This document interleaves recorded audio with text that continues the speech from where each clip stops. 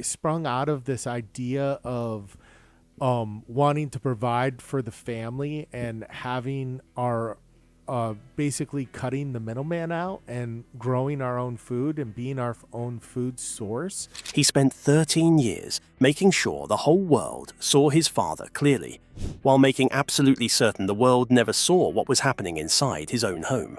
Charles Poll built one of the most beloved shows in television history, smiled through every episode, cracked jokes on camera, and kept producing content through grief so heavy it would have broken most people. At 47, the full picture of his life is far more complicated than any fan ever knew. The lights went out, and nobody explained why. On July the 6th, 2024, the final episode of The Incredible Dr. Poll aired on National Geographic Wild. 24 seasons, 254 episodes, 13 years of Saturday nights that millions of families had built into their routines. And then it was over. Dr. Jan Poll posted a message on Instagram telling his followers that the show was coming to an end, and that was essentially it. The network offered no detailed explanation. The family offered no detailed explanation. For a show that had spent over a decade documenting every cesarean section, every difficult birth, and every heartbreaking loss of an animal on a Michigan farm, the ending was strikingly quiet. Charles Poll, the man who had co-created the show, executive produced every single season and appeared on screen as the witty, reliable son who kept things entertaining. That's the one thing I think I've learned more since I've been a father than my entire life. Did not give a major interview explaining what happened. He did not sit down with a journalist and walk through the decision. He posted content. He kept going.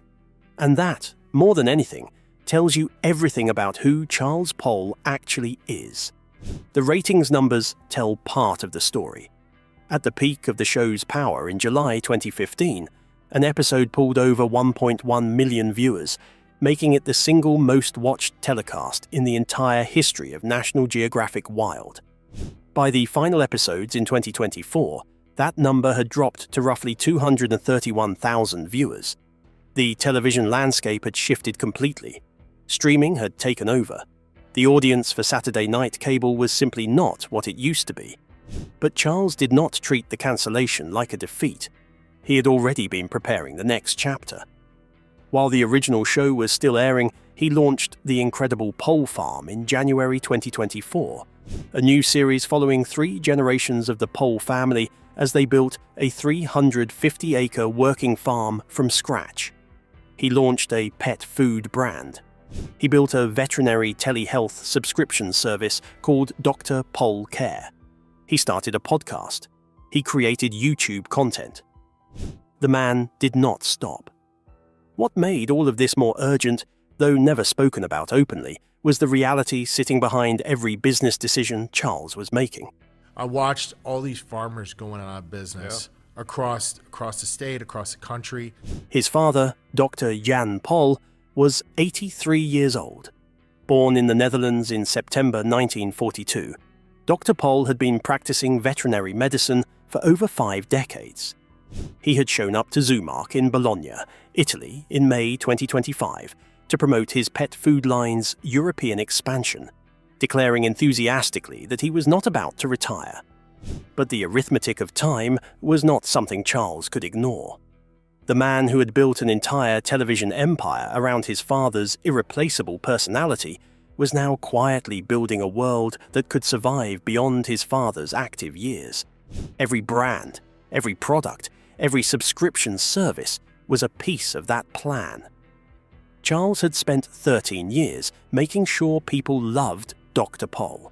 Hello, and I'm Dr. Poll, and today is show and tell of some of my collection. Now, he was spending his days making sure that love had somewhere to go. What the cancellation actually revealed was not a failure at all. It revealed a son who had been quietly watching the clock and preparing for a future that the audience had not yet been asked to think about. Because before the show ended, before the farm series launched, before any of the brand building began, Charles Poll had gone through something that he never once asked the public to acknowledge. And the timing of it was almost impossible to process. The death. Nobody in the family has ever fully explained. On September 18th, 2019, Adam James Butch died at his home in Bay City, Michigan. He was 23 years old. Adam was the grandson of Dr. Jan Poll and Diane Poll. He was the son of Charles's sister Kathy, and he had grown up surrounded by the same family warmth and rural Michigan life that had shaped Charles himself. He had even appeared on The Incredible Dr. Poll, credited in the 2017 episode Show Me the Bunny, as one of the Poll grandchildren, joking around during farm calls with his grandfather the way only someone who genuinely belonged in that world could. The cause of his death was never publicly disclosed. His obituary, published in the Morning Sun, stated simply that Adam had passed away at his home. No illness was mentioned. No accident was mentioned. The Poll family, a family that had built an entire television show around the principle of radical transparency, chose total silence on this particular subject. The show handled Adam's death the way the family seemed to handle everything painful, with restraint so absolute it was almost impossible to watch. 3 days after Adam died, an episode of The Incredible Dr. Poll aired. At the end of that episode, there was a brief tribute. His name appeared on screen, described as a beloved son, grandson, and brother. And that was all. No family member gave a statement to the press. No emotional episode was dedicated to processing the loss publicly. Charles, who had a gift for turning personal moments into compelling television, did not turn this one into content. He kept it private in a way that stood in complete contrast to everything else he had ever done professionally. What made the silence even more layered was something that emerged nearly 3 years later. In February 2022, Kathy Butch, Adam's mother and Charles's sister, participated in a fundraiser for the Barb Smith Bereavement Resource and Response Network, an organization specifically focused on preventing loss of life and bereavement support for those who have lost someone to a tragic death. The family has never publicly confirmed any connection between this involvement and Adam's death, but the fact of it sat there, visible, for anyone paying close enough attention. Charles had spent his entire career creating a show about life and death on a farm, about the reality that loss is part of the cycle of living. He had watched his father deliver difficult news to pet owners hundreds of times. He understood grief professionally, technically, and intellectually. But nothing in his career, nothing in his upbringing, and nothing in the 13 years of producing television had prepared him for what happened in September 2019. And the most staggering part of the timeline was still to come. The month that cracked him open in 2 different directions. On October the 19th, 2019, exactly 1 month and 1 day later, Charles Poll's daughter Abigail was born. She weighed 7 pounds and 5 ounces. Charles and his wife Beth told People magazine, "God has blessed us with a beautiful little daughter, Abigail. We are thrilled she has finally arrived." Dr. Poll and Diane added their own statement. "It has been 21 years since we have had a baby in the family. We are so excited." There is no way to fully process what those 30 days must have felt like for the Poll family. They buried a 23-year-old who had grown up in their orbit, a young man with his whole life ahead of him, and then 30 days later they welcomed a new life into a family that was still sitting in shock. Charles was a first-time father. He was also a grieving uncle. He was also the executive producer of a television show that was still filming. He was also the son of an aging father whose professional legacy rested increasingly on Charles's own decisions. 2 years later, in July 2021, Charles and Beth welcomed their son, Silas, who came in at 9 pounds. The family statement was warm and brief. "Every child is a blessing, and we are delighted to welcome a son, Silas, to our little family." By 2024, Charles was talking in interviews about how his daughter Abigail, then 4 years old, loved collecting eggs from the chickens and peacocks on the family's new farm. Silas and Abigail do a fantastic job around the farm. They're able to really help me out, and because they're small, they can get to places that I can't go very easily. He talked about teaching his children responsibility at a young age and how those early lessons would shape who they became. He sounded exactly like his father, the man who had consciously chosen not to be a veterinarian, who had spent 8 years in Los Angeles specifically to build an identity separate from his dad, had come full circle in the most unexpected way. He was raising his children on a farm. He was building a business around his family. He was talking about hard work and values in language that was almost identical to the language Dr. Jan Pol used when describing his own parenting philosophy. But Charles had arrived at that point after carrying something his father had never had to carry in quite the same way. And the professional world he had built, the show that had made him a recognizable face on television, had its own darkness running beneath the surface that the audience only partially understood. The war that played out beneath the surface of every episode. While millions of viewers were watching Dr. Pol save animals every Saturday night, a parallel story was unfolding in veterinary board offices, courtrooms, and professional publications that the show's audience rarely heard about. From the very beginning, a significant portion of the licensed veterinary community found the incredible Dr. Pol deeply troubling. Their criticism was not casual. Other veterinarians used words like atrocious, appalling, and embarrassing to describe what they saw on screen. They pointed to surgeries performed without full sterile attire. They raised concerns about pain management practices. They questioned anesthesia protocols and monitoring equipment. They argued that what viewers were watching as charming rural authenticity was actually a window into outdated and potentially harmful veterinary medicine. The complaints produced real consequences. In a case involving a German short-hair pointer named Mocha, whose 10 puppies died after Dr. Pol allegedly misread an ultrasound, the Michigan Board of Veterinary Medicine found evidence of negligence.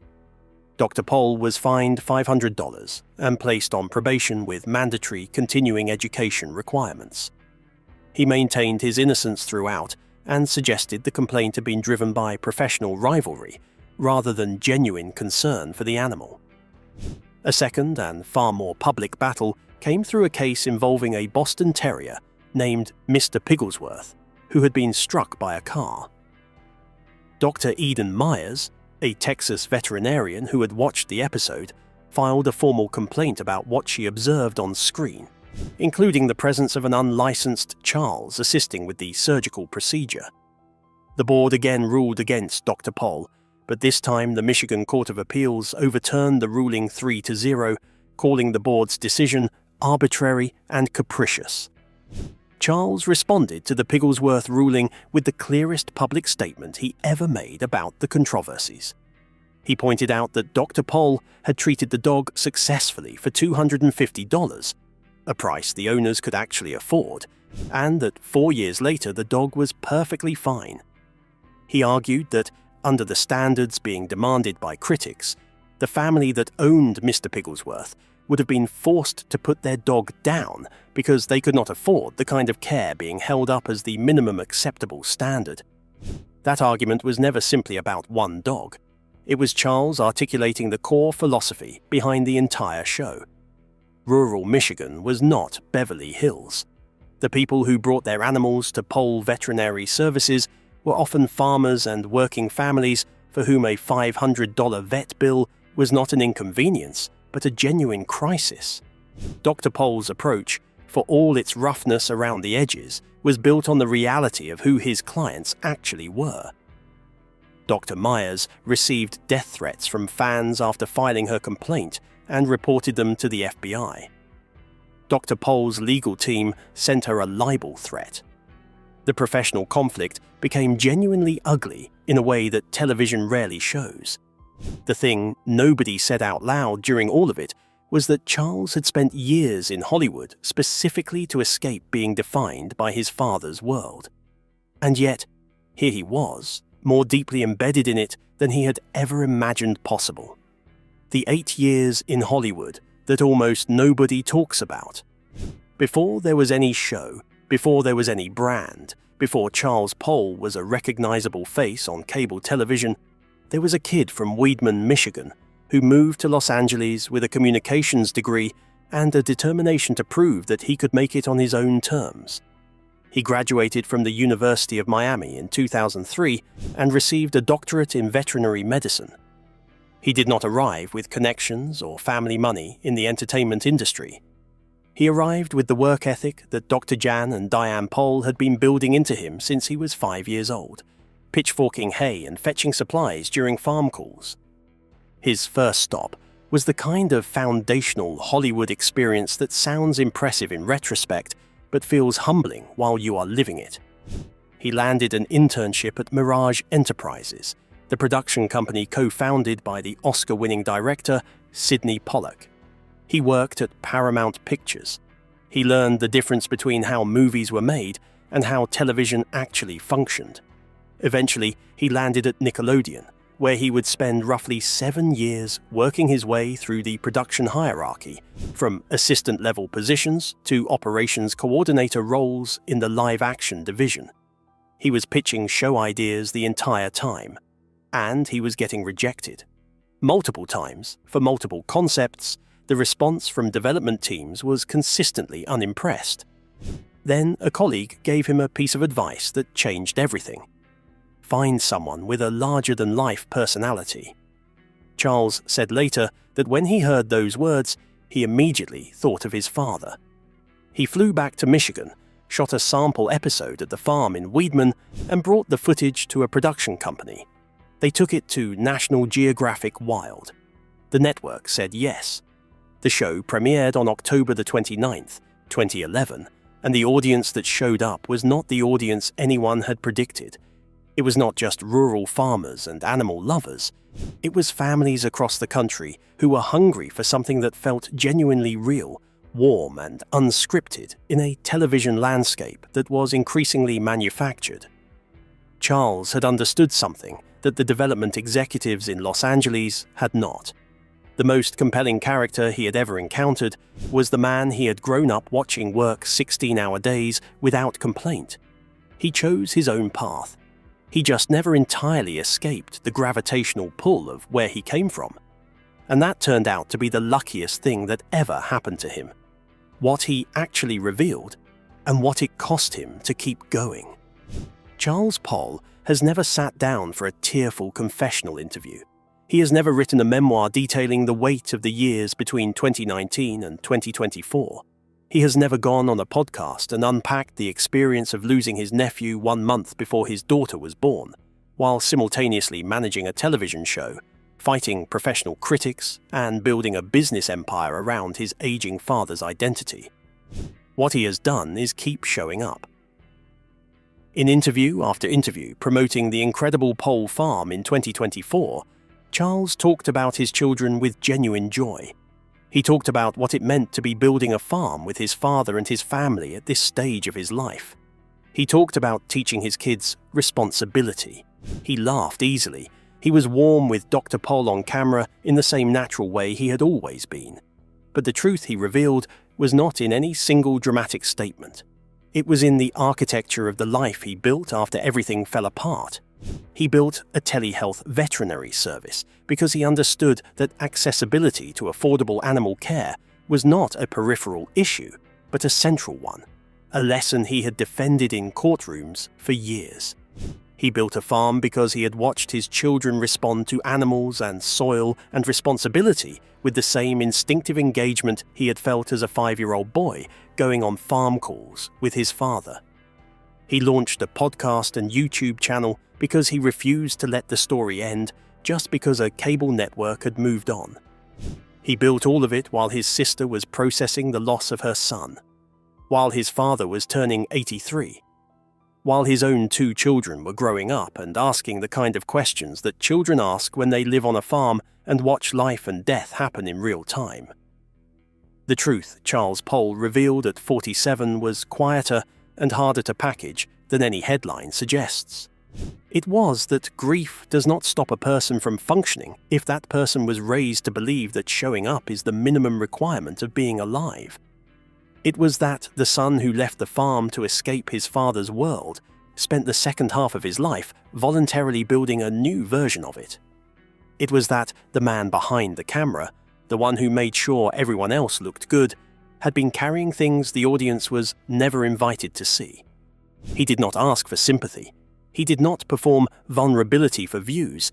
He simply built and grieved and fathered and produced and kept the lights on in the world his father had spent a lifetime creating. What are your thoughts on Charles Pole's story? Drop them in the comments below, because we would love to hear what stood out to you most.